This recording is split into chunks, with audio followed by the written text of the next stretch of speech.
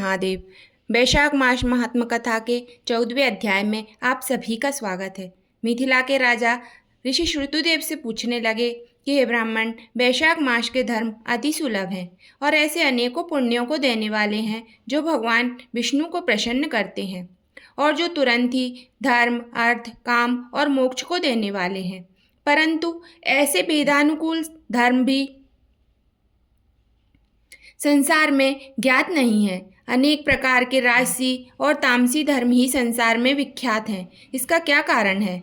श्रुतिदेव कहने लगे कि हे राजन, संसार में भोगों की इच्छा रखने वाले मनुष्य अधिक संख्या में हैं। इसीलिए रजोगुण और तमोगुण अधिकांश पाया जाता है।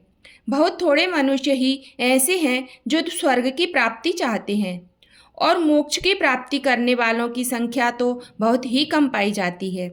इसीलिए राजस और तामस कार्य अति प्रसिद्ध हैं, किंतु सात्विक धर्म बहुत ही कम, जो कि भगवान को प्रसन्न करने वाले हैं। यह धर्म क्योंकि इच्छा रहित है, इस कारण इससे लौकिक और पारलौकिक सुख के साधन होते हैं।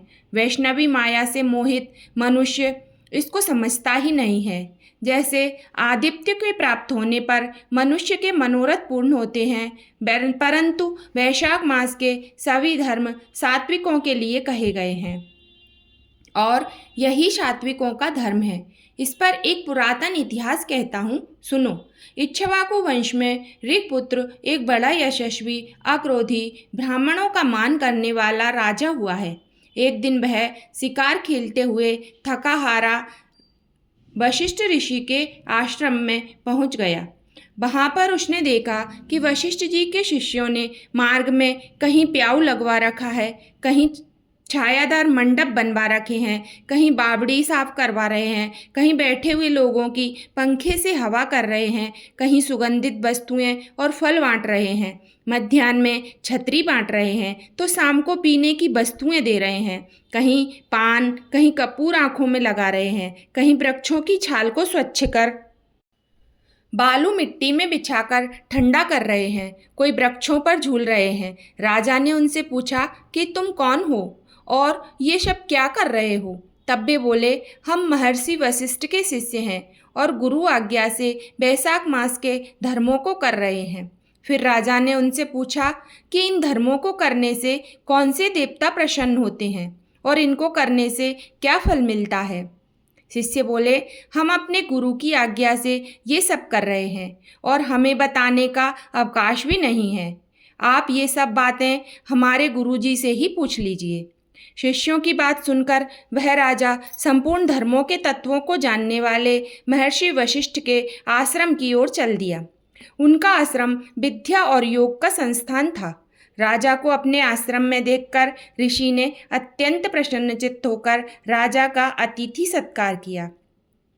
तब राजा बड़ी प्रसन्नता और विनम्रता से ऋषि से बोले कि हे गुरुदेव, मैं आखेट से थका हारा आतिथ्य भाव से आपके आश्रम की तरफ आ रहा था, तो मैंने आपके शिष्यों को बहुत से धर्म के कार्य करते देखा। इसीलिए महाराज, मेरे मन में बड़ी उत्कंठा हो रही है कि ये सब धर्म के कार्य करने से क्या फल प्राप्त होता है। आप सर्वज्ञ हैं और मेरे गुरु हैं। मेरे मन में बड़ा संदेह हो रहा है, कृपया मेरे संदेह को मिटाइए। वशिष्ठ जी कहने लगे कि हे राजन, लगता है तुम्हारे पुण्यों का उदय हो रहा है, जो तुम्हारी बुद्धि भगवान की कथा और उनके तत्वों को जानने में लगी है। तुम्हारी बुद्धि अत्यंत पवित्र और सुशिक्षित है। हम जो प्रश्न तुमने किया है, हम हर्षपूर्वक इसका वर्णन करते हैं। इसके सुनने मात्र से बहुत से पापों का नाश हो जाता है। जो सब धर्मों को छोड़कर विषयासक्त हो जाता है, वह भी यदि प्रातःकाल वैशाख का स्नान करता है तो वह भगवान का प्रिय हो जाता है। जिसने धर्म के सब कार्य सांगोपांग किए हों किंतु वैशाख का आदर न किया हो, भगवान उससे दूर ही रहते हैं। जिसने वैशाख मास बिना दान स्नान के खो दिया, वह इस कर्म के कारण चांडाल योनि में जन्म लेता है। जो श्रद्धा से वैशाख मास में भगवान का थोड़ा भी पूजन करता है वह उसी से प्रसन्न हो जाते हैं। अधिक श्रम अधिक धन वह नहीं देखते। वैशाख मास के धर्म अति सुगम है तथा भगवान को प्रसन्न करने के लिए उनमें श्रम भी थोड़ा और व्यय भी अधिक नहीं करना पड़ता। इसीलिए जो वैशाख मास के धर्म नहीं करता वह दंडनीय है। इस प्रकार ऋषि ने राजा को शास्त्रोक्त वैशाख मास के धर्म समझाए। तब राजा सब धर्मों को सुनकर और यथोचित गुरु की पूजा करके अपने घर चला गया और घर जाकर वैशाख मास के सभी धर्मों को करने लगा। तो ये थी वैशाख मास महात्म कथा के 14वें अध्याय की कथा। हर हर महादेव।